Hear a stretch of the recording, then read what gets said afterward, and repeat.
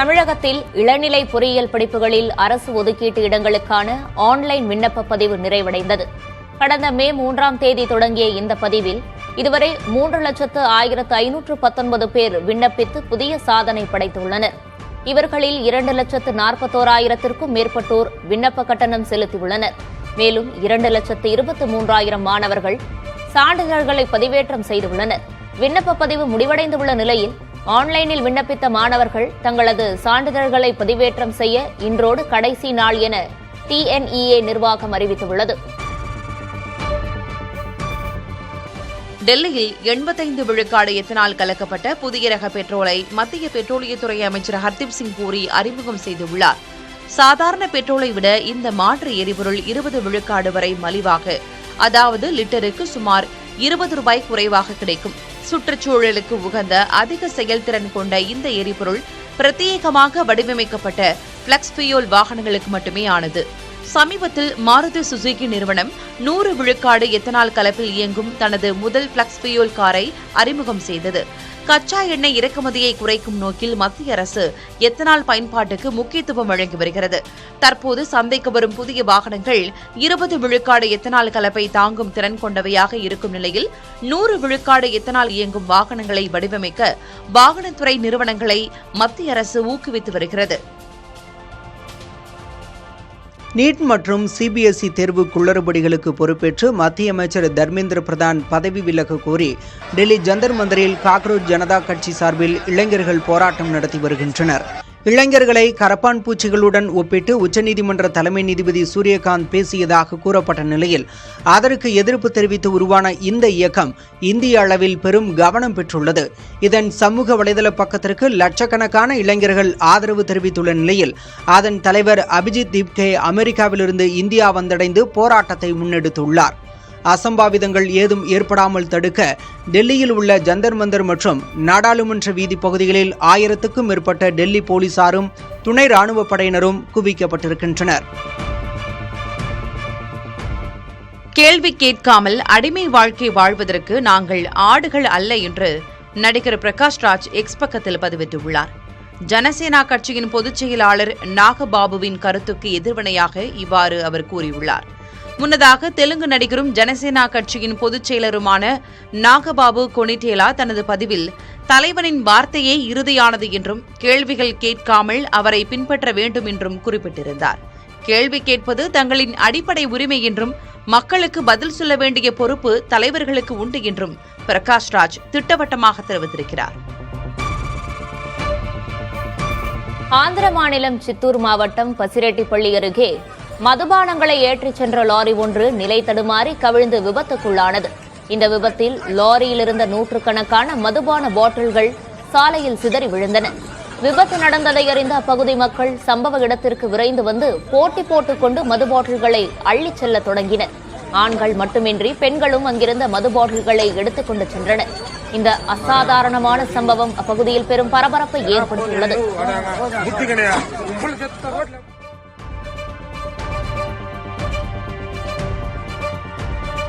20 over கிரிக்கெட்டில் இந்திய அணி ஒரு புதிய சகாப்தத்தை தொடங்கியுள்ளது. இங்கிலாந்து மற்றும் அயர்லாந்து அணிகளுடனான தொடருக்கான இந்திய அணியில் முக்கிய மாற்றங்கள் நிகழ்ந்துள்ளன. T20 உலகக்கோப்பையை வென்று தந்த சூரியகுமார் யாதவிடமிருந்து கேப்டன் பதவி ஸ்ரேயஸ் ஐயர் வசம் சென்றுள்ளது. சூரியகுமார் யாதவுக்கு இந்த அணியில் இடம் கிடைக்கவில்லை. IPL தொடரில் கொல்கத்தா மற்றும் பஞ்சாப் அணிகளை திறம்பட வழிநடத்திய ஸ்ரேயஸ் 2023ஆம் ஆண்டுக்கு பிறகு மீண்டும் T20 அணிக்கு திரும்பியிருக்கிறார். திலக் வர்மா துணை கேப்டனாக செயல்படுவார். ஆகச்சிறந்த ஆச்சரியமாக 15 வயது 71 நாட்களேயான வைபவ் சூரியவன்சி இந்திய அணியில் இடம்பெற்றுள்ளார். இதன் மூலம் மாபெரும் சாதனையாளர் சச்சின் டெண்டுல்கரின் சாதனையை முறியடித்து இந்திய அணியில் இடம்பெற்ற மிக இளம் வயது வீரர் என்ற வரலாற்று பெருமையை அவர் பெற்றுள்ளார். வேகப்பந்து வீச்சாளர் பிரின்ஸ் யாதவுக்கும் அணியில் வாய்ப்பு வழங்கப்பட்டுள்ளது. மேலும் ஆசிய விளையாட்டுப் போட்டிக்கான அணியில் முன்னணி வேகப்பந்து வீச்சாளர் ஜஸ்பிரீத் பும்ரா சேர்க்கப்பட்டு அணியின் பலம் கூட்டப்பட்டுள்ளது.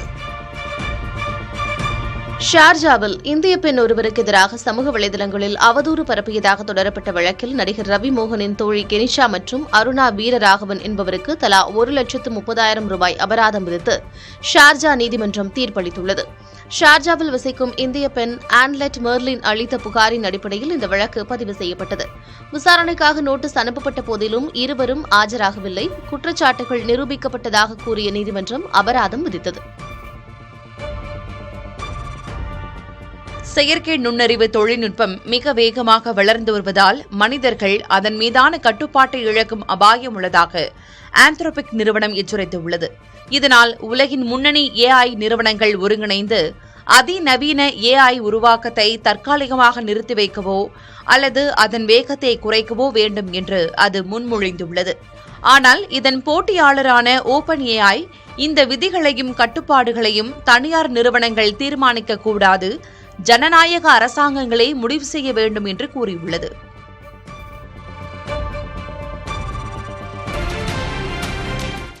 மார்பக புற்றுநோய்க்கு எதிரான சிகிச்சையில் இந்திய விஞ்ஞானிகள் ஒரு புதிய மைல்கல்லை எட்டியுள்ளனர்.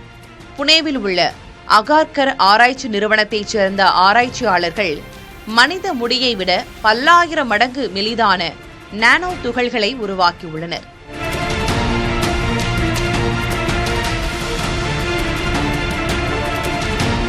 இந்த நுண் துகள்கள் புற்றுநோய் செல்களை துல்லியமாக தாக்கி அழிக்கும் ஆற்றல் கொண்டவை. மார்பக புற்றுநோய் செல்களில் மட்டுமே காணப்படும் MUC1 என்ற புரதத்தை கண்டறிந்து அழிக்கும் வகையில் இந்த நானோ துகள்கள் வடிவமைக்கப்பட்டுள்ளன.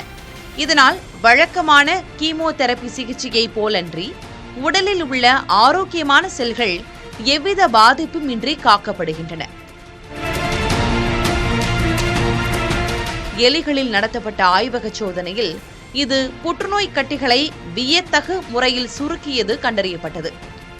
அட்வான்ஸ்ட் ஹெல்த் கேர் மெட்டீரியல்ஸ் இதழில் வெளியாகியுள்ள இந்த ஆய்வு எதிர்கால புற்றுநோய் சிகிச்சையில் பெரும் மாற்றங்களை ஏற்படுத்தும் என எதிர்பார்க்கப்படுகிறது. இது தற்போதைக்கு ஆரம்பகட்ட ஆய்விலேயே உள்ளது. மனித பயன்பாட்டிற்கு வருவதற்கு இன்னும் சில ஆண்டுகள் விரிவான ஆய்வுகளும் சோதனைகளும் தேவைப்படலாம் என்ற சிறிய எச்சரிக்கையையும் ஆராய்ச்சியாளர்கள் முன்வைக்கின்றனர். இலங்கையில் பயங்கரவாத தடை சட்டத்தின் கீழ் கைது செய்யப்பட்டுள்ள பாடகரை விடுதலை செய்ய கோரி கிளிநொச்சியில் கவன ஈர்ப்பு போராட்டம் நடைபெற்றது. இலங்கை தமிழ் மக்களின் தியாகத்தையும் வீரத்தையும் பாடி வந்தவர் இளைஞர் சங்கீத்சன். தமிழர்களின் உணர்வை தூண்டும் இவருடைய பாடல் ஒன்று அண்மையில் முகநூலில் பதிவேற்றப்பட்டது. இதையடுத்து பயங்கரவாத தடுப்பு சட்டத்தின் கீழ் சங்கீத்சன் கைது செய்யப்பட்டார். இதை கண்டித்தும் கருத்து சுதந்திரத்தை பாதுகாக்க கோரியும் நாடாளுமன்ற உறுப்பினர் ஸ்ரீதரன் தலைமையில் கிளிநொச்சியில் கண்டன ஆர்ப்பாட்டம் நடைபெற்றது. இதில் ஏராளமானோர் கலந்து கொண்டு ஜனநாயகத்தின் குரல் வளையை நெரிக்கும் சட்டத்தை நீக்க கோரியும் பாடகரை விடுதலை செய்ய கோரியும் முழக்கமிட்டனர்.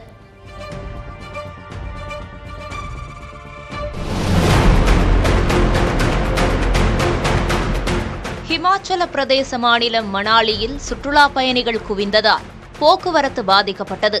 நாட்டின் பல்வேறு மாநிலங்களில் வெயில் சுட்டெரித்து வருவதால் ஹிமாச்சல பிரதேச மாநிலம் மணாலிக்கு சுற்றுலா பயணிகள் படையெடுத்து வருகின்றனர்.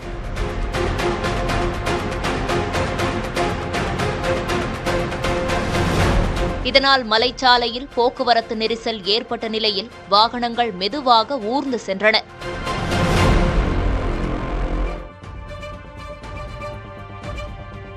தென்காசி பழைய குற்றாலம் அருவியில் சுற்றுலா பயணிகள் உற்சாகத்துடன் குளித்து மகிழ்ந்தனர். தென்மேற்கு பருவமழை தீவிரமடைந்துள்ளதால் பழைய குற்றால அருவியில் கடந்த 8 மாதங்களுக்கு பிறகு நீர்வரத்து சீராகியுள்ளது. இதனால் ஏராளமான சுற்றுலா பயணிகள் தங்கள் குடும்பத்துடன் அருவியில் உற்சாகமாக குளித்து வருகின்றனர்.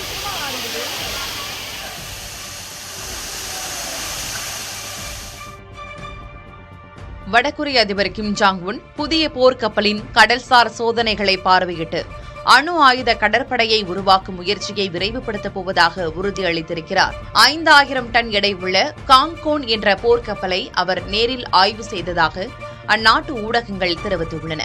இச்சோதனையின் போது அவரது மகள் கிம் ஜுவே உடனிருந்தார். நாட்டின் அணு ஆயுத தடுப்பு திறனில் கடற்படை முக்கிய பங்கு வகிக்க வேண்டும் என குறிப்பிட்ட கிம், புதிய 5 ஆண்டு பாதுகாப்பு திட்டத்தின் கீழ் 10,000 டன் எடையுள்ள பெரிய போர்க்கப்பல்கள் மற்றும் ரகசிய நீர்மூழ்கி ஆயுதங்கள் தயாரிக்கப்படும் என்றும் தெரிவித்தார். உலகக்கோப்பை கால்பந்து திருவிழாவை வரவேற்க ஓக்லாந்து உயிரியல் பூங்கா சிம்பன்சிகளுடன் கலகலப்பாக தயாராகி வருகிறது. கொடிகள் மற்றும் கால்பந்து ஸ்டிக்கர்களால் அலங்கரிக்கப்பட்ட கூண்டுக்குள் சிம்பன்சிகள் தங்களுக்கு பிடித்த உலர் பழங்கள், பாப்கார்ன் மற்றும் சூரியகாந்தி விதைகள் அடங்கிய கால்பந்து வடிவ பைகளை தேடி கண்டுபிடித்து உற்சாகமாக விளையாடி உணவு உண்டன. உலகக்கோப்பையை கொண்டாடுவதோடு அழியும் நிலையில் உள்ள விலங்கினங்களின் பாதுகாப்பு குறித்த விழிப்புணர்வை ஏற்படுத்துவதே முக்கிய நோக்கம் என்று பூங்கா அதிகாரிகள் தெரிவித்தனர்.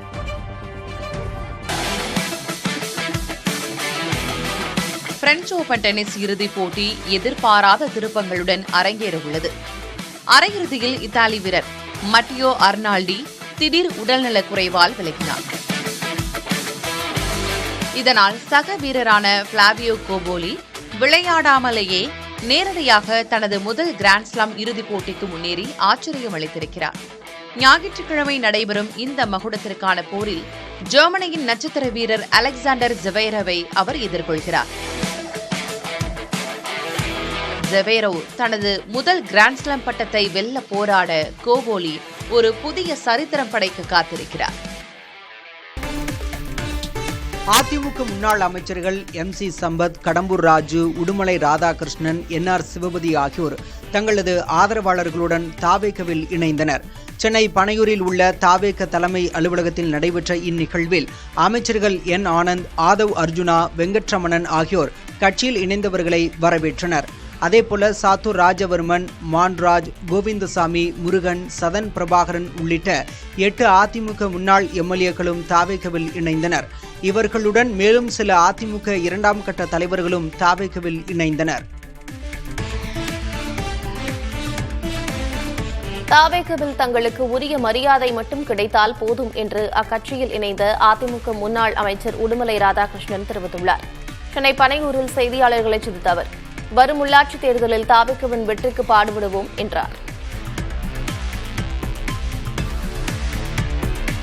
இங்கே வருபவர்களுக்கு அனைவருக்கும் உரிய மரியாதை கிடைக்கும், உரிய பொறுப்புகள் உரிய நேரத்தில் வழங்கப்படும் என்று சொல்லியிருக்கின்றார்கள். நம்மை பொறுத்தவரை வருகின்ற உள்ளாட்சித் தேர்தலில் 234 சட்டமன்ற தொகுதிகளிலும் தமிழக வெற்றிக் கழகத்தை வெற்றி பெற வைக்க வேண்டும். அதற்கு இருக்கின்ற நிர்வாகிகளோடு இணைந்து பணியாற்றி அந்த பணிகளை மேற்கொள்ள இருக்கின்றோம் என்பதை தெரிவித்துக் கொள்கின்றேன். எங்களுக்கு மரியாதை மட்டும் இருந்தால் போது அவர்களை அரவணைத்து நாங்கள் எல்லா பணிகளையும் செய்கின்றோம், அவர்களோடு இணைந்து செயல்படுகிறோம் என்பதை நாங்கள் முழுமையாக தெரிவித்து விட்டோம். அவர்களும் நமக்கு உரிய மரியாதை கொடுப்பதாக சொல்லியிருக்கிறார்கள். அந்தந்த மாவட்ட செயலாளர்களோடு சேர்ந்து நாங்கள் களப்பணியாற்றுவோம். தாவேக அரசு மிகவும் வெளிப்படையாக செயல்படுகிறது என்று அதிமுக முன்னாள் அமைச்சர் MC சம்பத் தெரிவித்துள்ளார். சென்னை பனையூரில் செய்தியாளர்களை சந்தித்த அவர், மக்கள் சேவையே மகேசின் சேவை என்று தாவேக அரசு செயல்படுவதாக பாராட்டினார். இந்த அரசு it's good governance for the people by the பீப்புள்ன்ற மாதிரி தென் மக்கள் சேவையே மகேசின் சேவை என்ற அடிப்படையில் செயல்படுகின்ற ஆட்சி இந்த ஆட்சி. நாளுக்கு நாள் இவங்க தெளிவாகி நல்ல கவர்மெண்ட் குட் கவர்னன்ஸ் கொடுப்பாங்க. பதவி கொடுத்தால் அதிமுகவையே திமுக அல்லது பாஜகவில் எடப்பாடி K பழனிசாமி இணைத்து விடுவார் என்று மின்சாரத்துறை அமைச்சர் நிர்மல்குமார் கடுமையாக விமர்சித்துள்ளார். மதுரையில் நமது செய்தியாளரிடம் பேசிய அவர் அதிமுக தொண்டர்களின் நிலை குறித்தும் வேதனை தெரிவித்துள்ளார். அதிமுகவில் அவங்களுடைய தலைமை சிறத்தன்மை இல்லை, தலைமை என்ன செய்ய போறான்னு தெரியல. இன்னும் கொஞ்ச நாள் பார்த்தீங்கன்னா திரு எடப்பாடி அவர்களே போய் திமுகவில் சேர்ந்து இல்லை ஒரு மினிஸ்டர் கொடுத்தா இன்னைக்கு பாஜகவிலே அவர் கட்சியை இணைக்கிற நிலைமையில் இருக்கிறார். இன்னைக்கு எடப்பாடி அவர்கள் ஒரு மினிஸ்டர் கொடுத்துட்டா, ஒரு கேபினெட் மினிஸ்டர் கொடுத்துட்டா அவர் கட்சியவே பிஜேபியில் இணைக்கிற நிலைமையில் தான் அவர் இருக்கிறார். இல்லைன்னா இன்னைக்கு நாளைக்கு ஒரு ராஜ்யசபா MP கொடுத்தா DMKல இணைக்கிற நிலைமையில் இருக்கிறார். அந்த சூழ்நிலையில அவர் மீது நம்பிக்கை இல்லாமல், கட்சி மீது நம்பிக்கை இல்லாமல், இந்த கட்சி என்ன ஆகும் இல்லாமல் பாவம் கஷ்டப்பட்ட 40-50 வருஷம் புரட்சி தலைவர் காலத்திலிருந்து அம்மா காலத்திலிருந்து கஷ்டப்பட்ட தொண்டர்கள் இன்னைக்கு பாக்குறதுக்கு ரொம்ப கஷ்டமா இருக்கு. திமுக தயவில்தான் தாவேக ஆட்சி நடைபெற்று வருவதாக முன்னாள் முதல்வர் மு க ஸ்டாலின் தெரிவித்துள்ளார். காஞ்சிபுரம் வடக்கு மாவட்டம் செங்கல்பட்டு தொகுதியில் உள்ள மாற்றுக் கட்சியினர் சென்னை அண்ணா அறிவாலயத்தில் திமுக தலைவர் மு க ஸ்டாலின் முன்னிலையில் திமுகவில் இணைந்தனர். செங்கல்பட்டு தொகுதியில் அதிமுக சார்பில் போட்டியிட்ட கஜேந்திரனும் திமுகவில் இணைந்தார். இந்நிகழ்ச்சியில் பேசிய மு க ஸ்டாலின், ஒரு இயக்கத்தில் இருந்து மற்றொரு இயக்கத்திற்கு லாபத்தை நோக்கி பலர் செல்வார்கள் என்றும், ஆனால் தமிழ் சமூகத்திற்காக செயல்பட பலர் திமுகவில் இணைந்திருப்பதாகவும் பெருமிதம் தெரிவித்துள்ளார். நம்முடைய கூட்டணியில் இருந்த கட்சிகளுடைய தயவோடுதான் இன்றைக்கு இந்த ஆட்சி நடந்து கொண்டிருக்கிறது. அந்த கூட்டணி கட்சியில் இருக்கக்கூடிய தலைவர்கள் பல இடங்களில் குறிப்பிட்டு சொல்லி இருக்கிறார்கள், நாங்கள் வருகிற போது எங்கள் கூட்டணி கட்சியினுடைய தலைவர் திமுக தலைவர் மு.க. ஸ்டாலினிடத்தில் சொல்லிவிட்டு தான் வந்திருக்கிறோம் சொன்னார்கள். அவர்கள் சொல்லிவிட்டு சொல்லுகிற நேரத்தில் நான் சொன்னேன், நீங்கள் சொல்லுங்கள், உங்களுடைய விருப்பம், உங்களுக்கு இருக்கக்கூடிய ஜனநாயகம் நான் தடுக்க மாட்டேன். நாட்டிலே ஜனாதிபதி ஆட்சி வந்துவிடக்கூடாது, அதன் மூலமாக பிஜேபி ஆட்சி தமிழ்நாட்டிற்கு வந்துவிடக்கூடாது என்ற அடிப்படையிலே தான் அவருக்கு நான் வழி அனுப்பி வைத்தேன். ஆகவே நம்முடைய தயவோடு நடைபெறக்கூடிய இந்த ஆட்சிக்கு முற்றுப்புள்ளி வைக்க விரைவில் நாம் உறுதி எடுத்துக்கொண்டு பணியாற்ற இந்த நிகழ்ச்சியை உறுதியெடுப்போம். அண்ணாமலையின் வி த லீடர்ஸ் இயக்கம் அரசியல் கட்சியாக மாற்றப்பட்ட பிறகு அதில் கிளை முதல் மாநில அளவிலான பதவிகளுக்கு தகுதியானவர்களை தேர்ந்தெடுக்க புதிய வியூகம் வகுக்கப்பட்டுள்ளது. கோவையில் உள்ள APJ Abdul Kalam centre for ethics and politics மூலம் வழங்கப்படும் திறன் பயிற்சியில் தேர்ச்சி பெற்றவர்களுக்கு மட்டுமே பதவி வழங்கப்பட உள்ளதாக கூறப்படுகிறது. அண்ணாமலையின் அரசியல் நோக்கம் மற்றும் நிர்வாகிகளுக்கான தகுதிகளை விளக்கும் பயிற்சிக்கு பிறகே பதவிகள் ஒதுக்கப்படும் என்ற தகவல் வெளியாகியிருக்கிறது.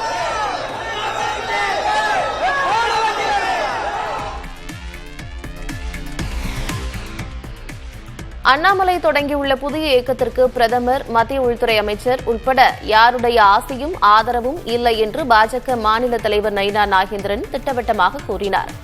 சென்னை தியாகராய நகரில் உள்ள மாநில பாஜக அலுவலகமான கமலாலயத்தில் செய்தியாளர்களிடம் பேசிய அவர், பாஜக தனிநபர்களை மையமாக கொண்ட இயக்கம் அல்ல என்றார்.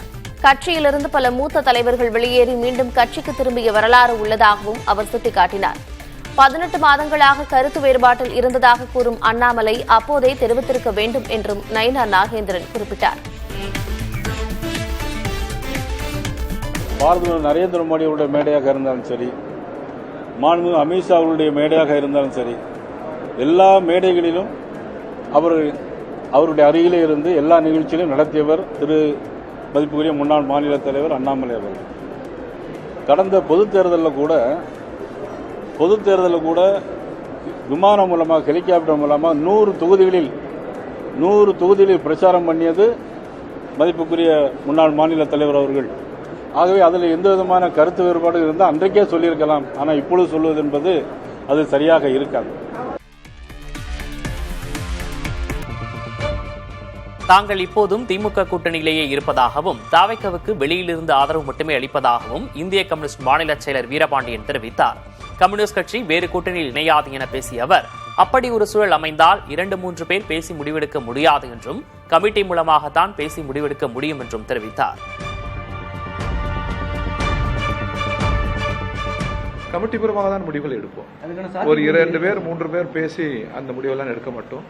இப்பொழுது நாங்கள் மதசார்பற்ற முற்போக்கு கூட்டணியில் இருக்கிறோம், அது உங்களுக்கு தெரியும். அங்கிருந்து தான் தாவேக்காவுக்கு ஆதரவு அளிக்கிறோம். செய்தியாளர்கள் என்றால் முதல்வர் விஜய்க்கு பயமில்லை என மின்சாரத்துறை அமைச்சர் நிர்மல்குமார் தெரிவித்துள்ளார். மதுரையில் செய்தியாளர்களை சந்தித்து பேசிய அவர், முதல்வர் விஜய் மக்களை சந்திப்பார் என குறிப்பிட்டுள்ளார்.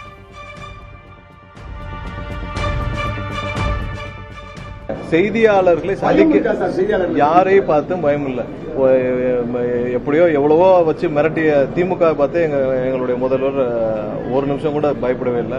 இதெல்லாம் யாருக்குமே பெரிய விஷயமும் கிடையாது. செய்தியாளரை சந்திக்க வேண்டும் என்ற பெஞ்ச் மார்க்கே கிடையாது. ஒரு 7-8 வருஷமா ஒரு சில பேர் அவங்களுடைய சொந்த விளம்பரத்துக்காக அவங்க இருப்பை காட்டுக்கிறதுக்காக ரெகுலரா செய்தியாளர் சந்திப்புன்றது நடந்துச்சு. எப்ப தேவையோ அப்ப சந்திக்கணும். மக்களை சந்திக்கிறார் எங்களுடைய முதல்வர், மக்களை ரெகுலரா சந்திக்கிறார். இப்ப போன வாரம் திருச்சி கூட்டம் நடந்தது. இது மாதிரியான கூட்டங்கள் ரெகுலரா நடக்கும். மக்களிடம் பதில் சொல்ல கடமைப்பட்டுள்ள நாங்கள், எங்களுடைய முதல்வர் கண்டிப்பா மக்களை ரெகுலரா சந்திப்பார். திருப்பரங்குன்றம் தீபம் விவகாரத்தில் அமைதியே அரசின் கொள்கை என மின்சாரத்துறை அமைச்சர் நிர்மல்குமார் தெரிவித்துள்ளார். மதுரையில் செய்தியாளர்களிடம் பேசிய அவர், மதவாத சக்திகளை அரசியல் செய்ய அனுமதிக்க மாட்டோம் எனவும் திட்டவட்டமாக தெரிவித்துள்ளார். திருப்பரங்குன்ற விவகாரத்தில் ரொம்ப தெளிவா சொல்லியாச்சு. மக்கள் அமைதியை விரும்புகிறார்கள். இதுக்கு முன்னாடி என்ன 2 வருஷத்துக்கு முன்னாடி என்ன சூழ்நிலை இருந்தோ அதே தான் எல்லாரும் தொடர வேண்டும் என்று விரும்புகிறார்கள். மக்கள் அமைதியை தான் விரும்புகிறாங்க. இதுல இதான் அரசுடைய கொள்கையும். இதுல எந்த மாற்று கருத்தும் கிடையாது. இதுல பெரும்பாலான மக்கள் 2 வருஷத்துக்கு முன்னாடி என்ன சூழ்நிலை இருக்கோ அமைதியான சூழ்நிலை தான் எங்களுக்கு வேணும்னு நினைக்கிறாங்க. அதே தான் தொடரணும்னு நாங்களும் அரசும் நினைக்குது. இதுதான் நாங்க முன்னாடியும் சொல்லிட்டு இருந்தோம். 2 வருஷத்துக்கு முன்னாடியும் 10 வருஷத்துக்கு முன்னாடி எப்படி இருந்துச்சோ அதே சூழ்நிலை தான் தொடர வேண்டும் என்று அனைவரும் விரும்புகிறோம். அமைதியா இருக்கும். இதுல யாரும் எந்த மதவாத சக்தியும் உள்ளே வந்து அரசியல் செய்ய நாங்கள் 100% அனுமதிக்க மாட்டோம். திருப்பரங்குன்றத்தில் வழிபாட்டு உரிமைக்காக போராடும் மக்களின் உணர்வுகளை அமைச்சர் நிர்மல்குமார் கொச்சைப்படுத்துவதாக பாஜக மூத்த தலைவர் தமிழிசை சவுந்தரராஜன் தெரிவித்தார். அமைச்சரின் பேச்சு உயர்நீதிமன்ற தீர்ப்பையோ அல்லது வழக்கத்தையோ மதிப்பது போல் இல்லை என்றும் குற்றம் சாட்டியுள்ளார். முதலில் அவர் திருப்பரங்குன்றத்தில் தீபம் ஏற்றுவதை தடுக்கும் எண்ணத்தை விடுத்து மின்சாரத்துறையில் உள்ள முறைகேடுகளை களைவதில் கவனம் செலுத்த வேண்டும் என்றும் அறிவுறுத்தியுள்ளார்.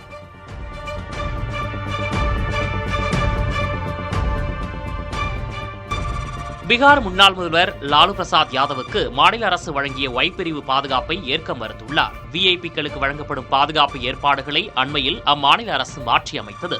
அதன்படி ராஷ்டிரிய ஜனதாதளம் கட்சியின் தலைவரும் முன்னாள் முதல்வருமான லாலு பிரசாத் யாதவ், அவரது மனைவி ராப்ரி தேவி ஆகியோருக்கு வழங்கப்பட்ட இசட் பிரிவு பாதுகாப்பு குறைக்கப்பட்டு ஒய் பிரிவு பாதுகாப்பு வழங்கப்பட்டது. ஆனால் தங்களுக்கு ஒய் பிரிவு பாதுகாப்பு வேண்டாம் என லாலு தம்பதியர் மறுத்ததாக கூறப்படுகிறது. இந்நிலையில் லாலு பிரசாத் வீட்டுக்கு கட்சி தொண்டர்களே பாதுகாப்பு வழங்கி வருகின்றனர்.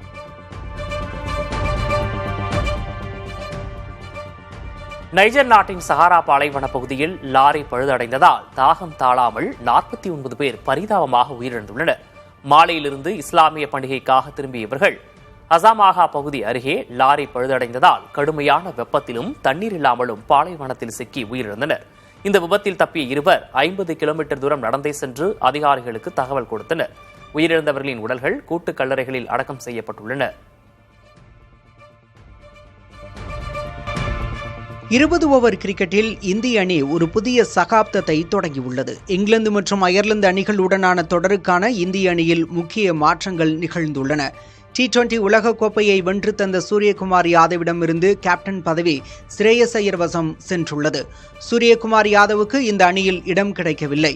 IPL தொடரில் கொல்கத்தா மற்றும் பஞ்சாப் அணிகளை திறம்பட வழிநடத்திய ஸ்ரேயஸ் 2023ஆம் ஆண்டுக்கு பிறகு மீண்டும் T20 அணிக்கு திரும்பியிருக்கிறார். திலக் வர்மா துணை கேப்டனாக செயல்படுவார். ஆகச்சிறந்த ஆச்சரியமாக 15 வயது 71 நாட்களேயான வைபவ் சூரியவன்சி இந்திய அணியில் இடம்பெற்றுள்ளார். இதன் மூலம் மாபெரும் சாதனையாளர் சச்சின் டெண்டுல்கரின் சாதனையை முறியடித்து இந்திய அணியில் இடம்பெற்ற மிக இளம் வயது வீரர் என்ற வரலாற்று பெருமையை அவர் பெற்றுள்ளார். வேகப்பந்து வீச்சாளர் பிரின்ஸ் யாதவுக்கும் அணியில் வாய்ப்பு வழங்கப்பட்டுள்ளது. மேலும் ஆசிய விளையாட்டுப் போட்டிக்கான அணியில் முன்னணி வேகப்பந்து வீச்சாளர் ஜஸ்பிரீத் பும்ரா சேர்க்கப்பட்டு அணியின் பலம் கூட்டப்பட்டுள்ளது. ஆந்திர மாநிலம் சித்தூர் மாவட்டம் பசிரெட்டிப்பள்ளி அருகே மதுபானங்களை ஏற்றிச் சென்ற லாரி ஒன்று நிலை தடுமாறி கவிழ்ந்து விபத்திற்குள்ளானது. இந்த விபத்தில் லாரியில் இருந்த நூற்றுக்கணக்கான மதுபான பாட்டில்கள் சாலையில் சிதறி விழுந்தன. விபத்து நடந்ததை அறிந்த அந்த பகுதி மக்கள் சம்பவ இடத்திற்கு விரைந்து வந்து போட்டி போட்டுக்கொண்டு மதுபாட்டில்களை அள்ளிச் செல்ல தொடங்கினர். ஆண்கள் மட்டுமின்றி பெண்களும் அங்கிருந்த மதுபாட்டில்களை எடுத்துக் கொண்டு சென்றனர். இந்த அசாதாரணமான சம்பவம் அந்த பகுதியில் பெரும் பரபரப்பை ஏற்படுத்தியுள்ளது.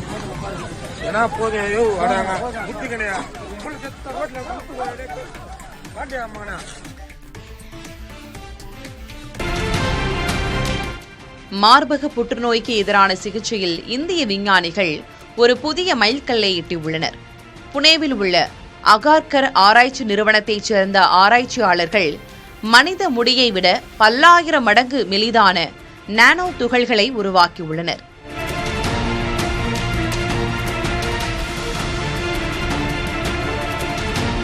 இந்த நுண் துகள்கள் புற்றுநோய் செல்களை துல்லியமாக தாக்கி அழிக்கும் ஆற்றல் கொண்டவை.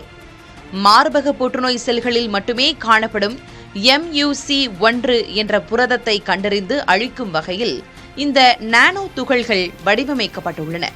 இதனால் வழக்கமான கீமோதெரபி சிகிச்சையை போலன்றி உடலில் உள்ள ஆரோக்கியமான செல்கள் எவ்வித பாதிப்பும் இன்றி காக்கப்படுகின்றன. எலிகளில் நடத்தப்பட்ட ஆய்வக சோதனையில் இது புற்றுநோய் கட்டிகளை வியத்தகு முறையில் சுருக்கியது கண்டறியப்பட்டது. அட்வான்ஸ்ட் ஹெல்த் கேர் மெட்டீரியல்ஸ் இதழில் வெளியாகியுள்ள இந்த ஆய்வு எதிர்கால புற்றுநோய் சிகிச்சையில் பெரும் மாற்றங்களை ஏற்படுத்தும் என எதிர்பார்க்கப்படுகிறது.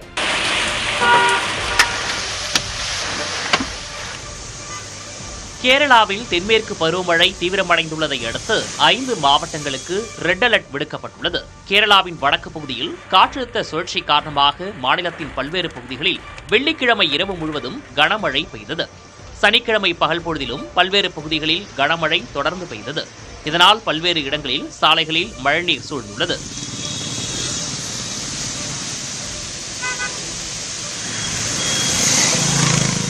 பல பகுதிகளில் வீடுகள் இடிந்ததுடன் மரங்கள் முறிந்து விழுந்துள்ளன. திருச்சூர் மாளாலூர் பகுதியில் மரம் முறிந்து தற்காலிக குடிலில் விழுந்ததில் அதில் தூங்கிக் கொண்டிருந்த இளைஞர் உயிரிழந்தார். மலப்புரம், கோழிக்கோடு, வயநாடு, கண்ணூர், காசர்கோடு ஆகிய மாவட்டங்களுக்கு ரெட் அலர்ட் விடுக்கப்பட்டுள்ளது. பத்தனம்திட்டா, கோட்டயம், எர்ணாகுளம், இடுக்கி, திருச்சூர், பாலக்காடு ஆகிய மாவட்டங்களுக்கு ஆரஞ்சு எச்சரிக்கையும் 3 மாவட்டங்களுக்கு மஞ்சள் எச்சரிக்கையும் விடுக்கப்பட்டுள்ளது. தமிழ்நாட்டில் ஒரு வாரத்துக்கு மழை பெய்யக்கூடும் என சென்னை வானிலை ஆய்வு மையம் கணித்திருக்கிறது. கோவை மாவட்ட மலைப்பகுதிகள் மற்றும் நீலகிரி மாவட்டத்தின் ஓரிரு இடங்களில் இன்று கனமுதல் மிக கனமழை பெய்யக்கூடும் என தெரிவிக்கப்பட்டுள்ளது. தென்காசி, நெல்லை மாவட்ட மலைப்பகுதிகள், தேனி, திண்டுக்கல், ஈரோடு, சேலம், தருமபுரி மாவட்டங்களிலும், கிருஷ்ணகிரி, திருப்பூர், விருதுநகர், கன்னியாகுமரி மாவட்டங்களிலும் கனமழை பெய்யும் என கணிக்கப்பட்டுள்ளது.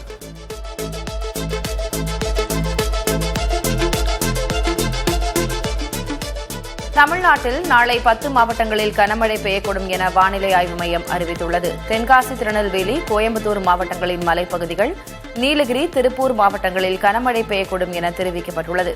தேனி, திண்டுக்கல், கன்னியாகுமரி, ஈரோடு, சேலம் மாவட்டங்களில் கனமழை பெய்யும் எனவும் கணிக்கப்பட்டுள்ளது.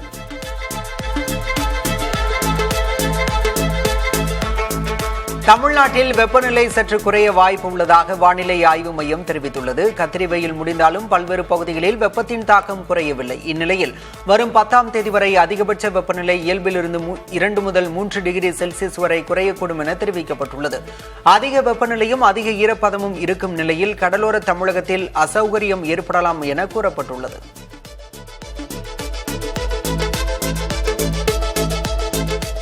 சென்னையில் இன்றும் நாளையும் மழைக்கு வாய்ப்புள்ளதாக வானிலை ஆய்வு மையம் கணித்துள்ளது. அதே நேரம் அதிகபட்ச வெப்பநிலை 40 முதல் 41 டிகிரி செல்சியஸை ஒட்டியும் குறைந்தபட்ச வெப்பநிலை 29 முதல் 30 டிகிரி செல்சியஸை ஒட்டியும் இருக்கக்கூடும் என தெரிவிக்கப்பட்டுள்ளது. வெப்பம் சார்ந்த அசௌகரியம் ஏற்படலாம் எனவும் கணிக்கப்பட்டுள்ளது.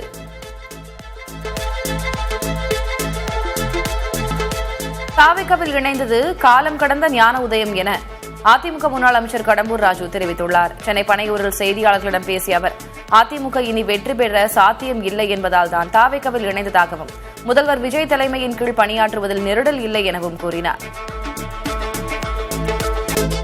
உள்ளாட்சி தேர்தலில் எங்களால் வெல்ல முடியும் என்பதை நிரூபிப்போம் என திமுக முன்னாள் அமைச்சர் KN நேரு தெரிவித்துள்ளார். சென்னையில் தூய்மை பணியாளர்களுக்கு திமுக சார்பில் நலத்திட்ட உதவிகள் வழங்கும் விழா நடைபெற்றது. இதில் பங்கேற்று பேசிய முன்னாள் அமைச்சர் KN நேரு, உள்ளாட்சி தேர்தலில் மக்கள் பணியாற்றவோ வெல்ல முடியும் எனவும் தெரிவித்துள்ளார்.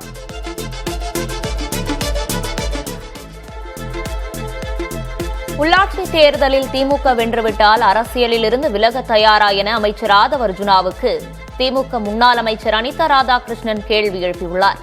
ஒரு மேயர் பதவியை வென்று காட்டுங்கள் என ஆதவ் அர்ஜுனா சவால் விடுத்துள்ளதை கண்டித்து அவர் அறிக்கை வெளியிட்டுள்ளார். திடீர் பொறுப்புக்கு வந்த அமைச்சர் தமது கண்ணியத்தை மறந்து பேசுவது அநாகரிகமானது எனவும் அனிதா ராதாகிருஷ்ணன் தெரிவித்துள்ளார்.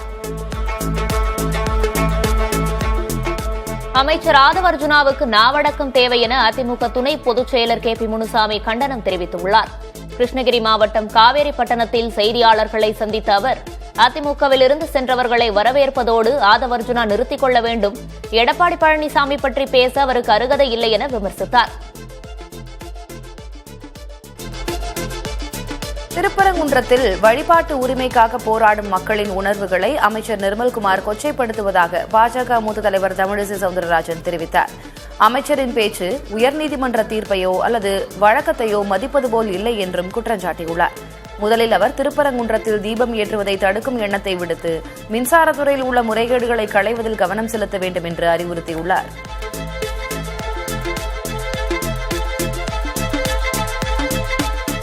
திமுக நாளேடான முரசொலியில் ராகுல் காந்தி மற்றும் காங்கிரஸ் கட்சி மீது கடுமையான விமர்சனங்கள் முன்வைக்கப்பட்டுள்ளன. தாவேக்காவுடன் கூட்டணி வைத்து ராகுல் காந்தி தன் தலையில் தானே மண்ணை அள்ளி போட்டுக் கொண்டுள்ளதாக முரசொலி தலையங்கத்தில் குற்றஞ்சாட்டப்பட்டுள்ளது. தன்னிச்சையான ஆணவ போக்கால் ஒவ்வொரு மாநிலத்திலும் காங்கிரஸ் கட்சியை ராகுல் காந்தி குழி தோண்டி புதைத்து வருவதாக விமர்சிக்கப்பட்டுள்ளது. பாரதிய ஜனதாவுடன் ஒட்டி உறவாடவே திமுக தற்போது காங்கிரஸ் மீது விஷ வார்த்தைகளை கொட்டி வருவதாக காங்கிரஸ் MP மாணிக்கம் தாக்கூர் குற்றம் சாட்டினார். சட்டமன்ற தேர்தல் தோல்வி குறித்து சுய பரிசோதனை செய்யாமல் ராகுல் காந்தியை திமுக விமர்சிப்பது அதன் தோல்வியை மறைக்கும் முயற்சி என அவர் சாடினார். முந்தைய தேர்தலில் 131 இடங்களில் வெற்றி பெற்ற திமுக தற்போது 59 இடங்களாக குறைந்தது ஏன் என்பது குறித்து அக்கட்சி தலைமை சிந்திக்கவில்லை என்று தெரிவித்திருக்கிறார். தற்கொலை கூட்டம் கவர்ச்சி என கூறி தாவேகவின் வெற்றி குறித்து மேயர் பிரியா கடுமையாக விமர்சித்துள்ளார். சென்னையில் நடைபெற்ற திமுக நலத்திட்ட உதவிகள் வழங்கும் விழாவில் பங்கேற்று பேசிய அவர், ஆட்சி அதிகாரத்தில் இருந்து கொண்டு திமுகவை குறை சொல்லும் அளவிற்கு தாவேக பலவீனமாகி உள்ளதா எனவும் கேள்வி எழுப்பியுள்ளார். தாவேக ஆட்சியாளர்கள் எந்த ஒரு பொறுப்பையும் ஏற்பது இல்லை என்றும் மேயர் பிரியா விமர்சித்தார். தனியார் ஆம்னி பேருந்துகளை கிளாம்பாக்கத்தில் இருந்துதான் இயக்க வேண்டும் என்ற மாநில போக்குவரத்து ஆணையத்தின் உத்தரவை ரத்து செய்தது சென்னை உயர்நீதிமன்றம். இது தொடர்பான வழக்கை விசாரித்த நீதிபதி லட்சுமி நாராயணன் குறிப்பிட்ட வழித்தடத்தில் பேருந்து இயக்க உரிமம் வழங்கிய நிலையில் அதை தடுக்க முடியாது என தெரிவித்தார். தனியார் ஆம்னி பேருந்துகளை கிளாம்பாக்கத்தில் இருந்துதான் இயக்க வேண்டும் என மாநில போக்குவரத்து ஆணையம் பிறப்பித்த உத்தரவை ரத்து செய்து உத்தரவிட்டார். டெல்லியில் 85 விழுக்காடு எத்தனால் கலக்கப்பட்ட புதிய ரக பெட்ரோலை மத்திய பெட்ரோலியத்துறை அமைச்சர் ஹர்தீப் சிங் பூரி அறிமுகம் செய்துள்ளார். சாதாரண பெட்ரோலை விட இந்த மாற்று எரிபொருள் 20 விழுக்காடு வரை மலிவாக, அதாவது லிட்டருக்கு சுமார் 20 ரூபாய் குறைவாக கிடைக்கும். சுற்றுச்சூழலுக்கு உகந்த அதிக செயல்திறன் கொண்ட இந்த எரிபொருள் பிரத்யேகமாக வடிவமைக்கப்பட்ட பிளக்ஸ் ஃபியூல் வாகனங்களுக்கு மட்டுமே ஆனது. மேற்காசிய போர் சூழலால் ஏற்பட்டுள்ள பொருளாதார பாதிப்புகளை சமாளிப்பது குறித்து பொருளாதார வல்லுநர்களுடன் பிரதமர் மோடி ஆலோசனை மேற்கொண்டார். பிரதமரின் பொருளாதார ஆலோசனை கவுன்சிலில் இடம்பெற்றுள்ள வல்லுநர்களுடன் பொருளாதார வளர்ச்சியை வலுப்படுத்துவதற்கான கொள்கைகள் வகுப்பது, வெளி அழுத்தங்களிலிருந்து உள்நாட்டு பொருளாதாரத்தை மீட்டெடுப்பது குறித்து மோடி ஆலோசனை மேற்கொண்டார். உள்ளூர் பொருளாதார செயல்பாடுகள், முதலீடுகளுக்கு ஆதரவளிப்பது, உற்பத்தியை ஊக்குவிப்பது ஆகியவற்றுக்கான நடவடிக்கைகள் குறித்தும் பிரதமர் நரேந்திர மோடி ஆலோசனை செய்தார்.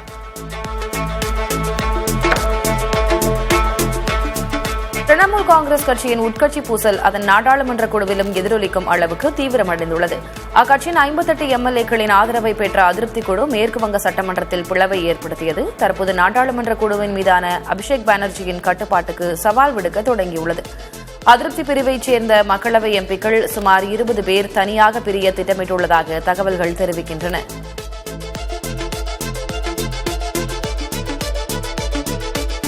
நீட் மற்றும் சிபிஎஸ்இ தேர்வு குளறுபடிகளுக்கு பொறுப்பேற்று மத்திய அமைச்சர் தர்மேந்திர பிரதான் பதவி விலக கோரி டெல்லி ஜந்தர் மந்தரில் காக்ரோச் ஜனதா கட்சி சார்பில் இளைஞர்கள் போராட்டம் நடத்தி வருகின்றனர். இளைஞர்களை கரப்பான் பூச்சிகளுடன் ஒப்பிட்டு உச்சநீதிமன்ற தலைமை நீதிபதி சூரியகாந்த் பேசியதாக கூறப்பட்ட நிலையில் அதற்கு எதிர்ப்பு தெரிவித்து உருவான இந்த இயக்கம் இந்திய அளவில் பெரும் கவனம் பெற்றுள்ளது.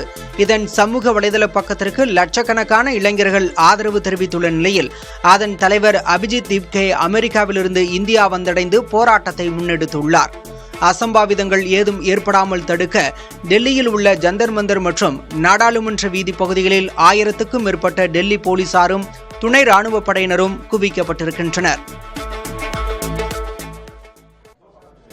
அமைச்சர் ராமலிங்க ரெட்டியின் பதவி விலகலை ஏற்க முடியாது என கர்நாடகா முதல்வர் டி.கே. சிவகுமார் கூறியுள்ளார். பெங்களூருவில் செய்தியாளர்களிடம் பேசிய அவர், ராமலிங்க ரெட்டியின் ராஜினாமாவை ஏற்கும் வகையிலான எந்த ஒரு சூழலும் இல்லை என கூறினார். ராமலிங்க ரெட்டியுடன் மட்டுமின்றி அதிருப்தியில் உள்ள அனைவரிடமும் தான் பேச உள்ளதாகவும் அவர் குறிப்பிட்டார். இந்த விவகாரத்தில் என்ன செய்ய வேண்டுமோ அதனை மேற்கொள்ள திட்டமிட்டிருப்பதாக முதல்வர் தெரிவித்தார். தனக்கு பெங்களூரு நகர வளர்ச்சித்துறை பொறுப்பு தரப்பட வேண்டும் என்று வலியுறுத்தியதாகவும் அதற்கு மாறாக நீர்வளத்துறை ஒதுக்கப்பட்டதால் ராஜினாமா செய்வதாகவும் ராமலிங்க ரெட்டி கூறியிருந்தார்.